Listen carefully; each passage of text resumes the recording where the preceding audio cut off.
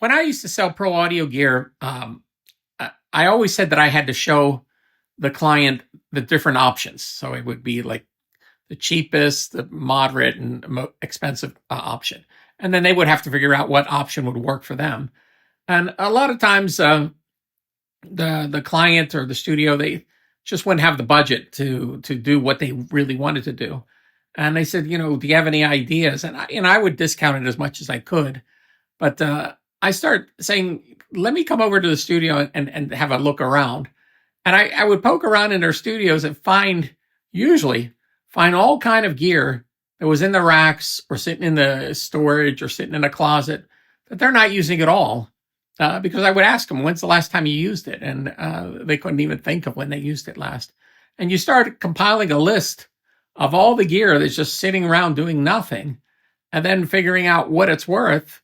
And then I would say, okay, I'll take this in on trade, or I'll help you sell it. That's just, sell it all off. And there you go. You apply that towards your budget. And that would help them get over the line to getting the piece of gear that they needed. And I remember going over to Jazzy Jeff's studio, and he had a ton of gear, a ton of outboard MIDI gear. And everything was turned on and lights are blinking. And it's very impressive looking.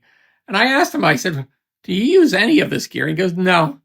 He says, everything's in the computer anymore. He said, George, I don't use any of it. But he says, what am I going to do with it? He says, to get rid of it, it's a lot of work.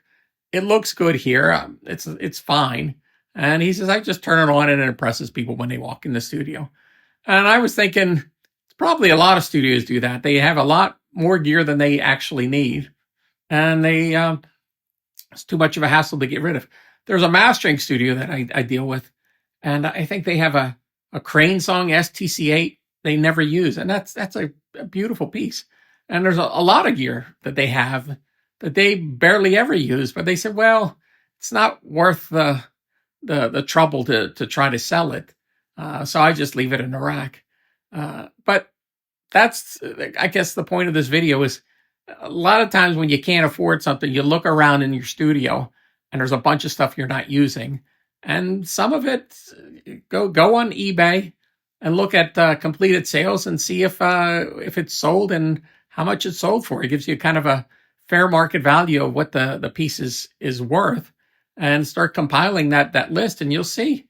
You may be surprised with some of the stuff, what you can get for it. But sometimes it's true. It may not be worth much of anything. So just, keep it or just give it away. So there you go.